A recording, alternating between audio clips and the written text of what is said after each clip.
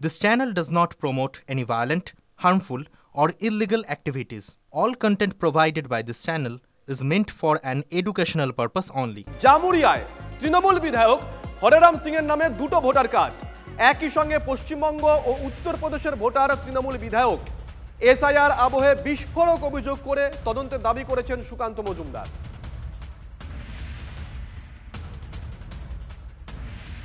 Inquiry হতে দেন না, election commission করবে, ওটা আমি এখন কিছু বলতে পারবো না। ইলেকশন কমিশন ইনকোয়ারি করবে, যে হবে ওটা। এই ইলেকশন যে কমপ্লেন করেছে ইলেকশন কমিশন ইনকোয়ারি করবে।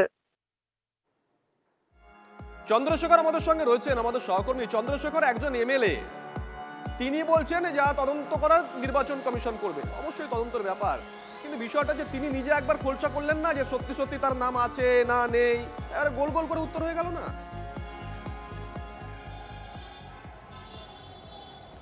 দেখো, ঘটনাটা হচ্ছে যে হরেরাম সিং হচ্ছে জামুরিয়ার বিধায়ক, কিন্তু তার পাণ্ডবেশ্বর বিধানসভা তিনি বাসিন্দা, এবং সেখানে তার যে ভোটার কার্ড রয়েছে সেখানে এপিক নাম্বার আলাদা, এবং আরও যে কার্ডে একটি সন্ধান পাওয়া গেছে সেটি হচ্ছে তার উত্তরপ্রদেশের বালিয়া জেলায় যে বাঁশডি বলে যে অ্যাসেম্বলি রয়েছে সেখানকার একটি আলাদা এপিক নাম্বারের তার ভোটার কার্ড।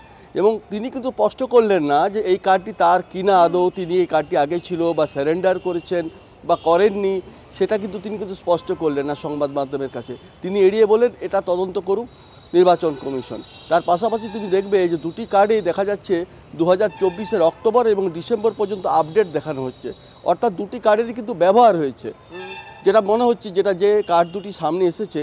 অথচ হরেরাম সিং একজন বিধায়ক হয়ে, এমএলএ হয়ে তিনি কিন্তু একেবারে বিষয়টি এড়িয়ে গেলেন। যদিও তদন্ত নির্বাচন কমিশন হয়তো করবে, কিন্তু ততক্ষণ পর্যন্ত রাজনৈতিক বিতর্ক শুরু হয়েছে এবং বিজেপির তরফ থেকে অভিযোগ করা হয়েছে এটাই তৃণমূলের কালচার। তারা একদিকে এসআইআরের নামে যেখানে মানুষকে যেখানে বিভ্রান্ত করছেন, সেখানে তারাই নিজেরাই দুটো করে এপিক কার্ড ভিন্ন ভিন্ন জায়গায় রেখেছেন। বিজেপির তরফ থেকে কি অভিযোগ করা হয়েছে একবার শোনাই। হরিরাম সিংজির মতো জনপ্রতিনিধি দুটো ভোটার কার্ড রেখেছেন কেন? আমি ইউপি সরকারের কাছে দৃষ্টি আকর্ষণ করব এটা দেখার জন্য যে হরিরাম সিংজি ইউপিতেও ভোট দিয়েছেন কিনা, এবং এটা হরিরাম সিংজির দোষ নয়, আসলে এটা তৃণমূল পার্টির দোষ। এমন একটি পার্টি যার কোনো নীতি নেই, যার কোনো আদর্শ নেই। হরিরাম সিং বলুন আর যে কোনো সিং বলুন, তৃণমূল দলে তো ছড়িয়ে ছিটিয়ে বহু এরকম মানুষ রয়েছে। এখন এসআইআর মানে সারের ওই গুঁতোতে, সার নয়, সারের গুঁতোতে তারা কুপকাত হবে।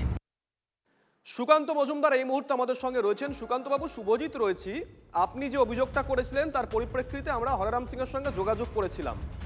তিনি সরাসরি বলেননি যে তার দুটো জায়গার নাম রয়েছে নাকি দুটো জায়গার নাম নেই, তিনি বরং নির্বাচন কমিশনের দিকে বলটা ঠেলে দিয়েছেন, বলেছেন যা তদন্ত করা নির্বাচন কমিশন করবে।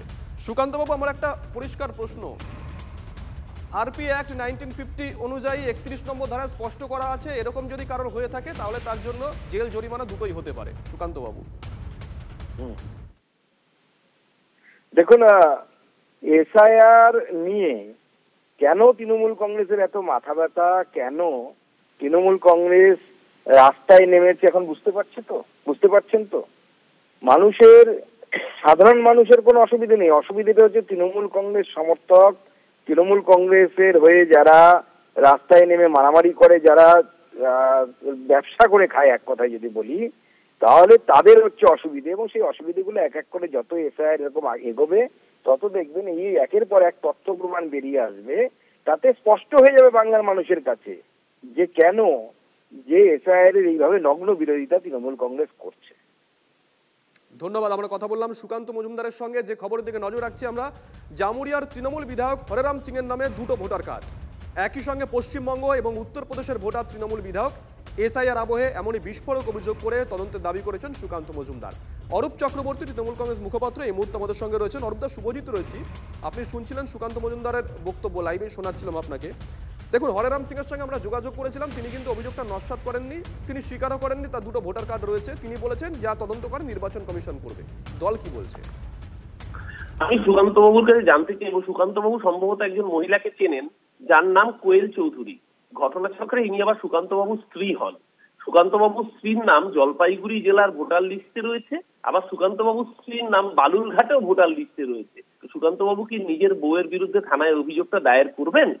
এটা ঘটনা বহু ক্ষেত্রেই যেটা হয়, আগে যেখানে নাম রয়েছে সেখান থেকে উনি নতুন জায়গায় আবেদন করেছেন, কিন্তু কোনো কারণে এটা নির্বাচন কমিশনের গাফিলতি।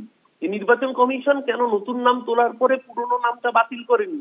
সুকান্ত মজুমদার তো সবার আগে চ্যারিটি বিগিনস এট হোম।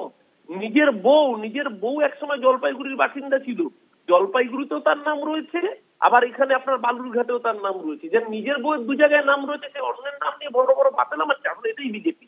কিছুক্ষণ আগে ইন্ডিয়া জোটের পক্ষ থেকে সাংবাদিক সম্মেলন হয়েছে, সেখানে দেখানো হয়েছে কিভাবে হরিয়ানায় ভোট চুরি করে জেতানো হয়েছে। একজন ব্রাজিলিয়ান মডেল 22 জায়গায় তার একই ছবি, তার নাম কোথাও সীমা, কোথাও সুইটি, কোথাও সরস্বতী, কোথাও কবিতা, 22 জায়গায় তার নাম। Duplicate entry 5,21,000, bulk voter 19,26,000। BJP জিতেছে মাত্র 22,000 ভোটে, গোটা হরিয়ানায় ম্যাসিভ ভিক্টরি পেয়েছে। গোটা ভোট চুরিতে মদত দিয়েছে নির্বাচন কমিশন। এই নির্বাচন কমিশনের ভোট চুরি বাংলার মানুষ রুখবে। সুকান্ত মজুমদার আগে নিজের বউয়ের নামটাকে বাতিল করবেন। ধন্যবাদ।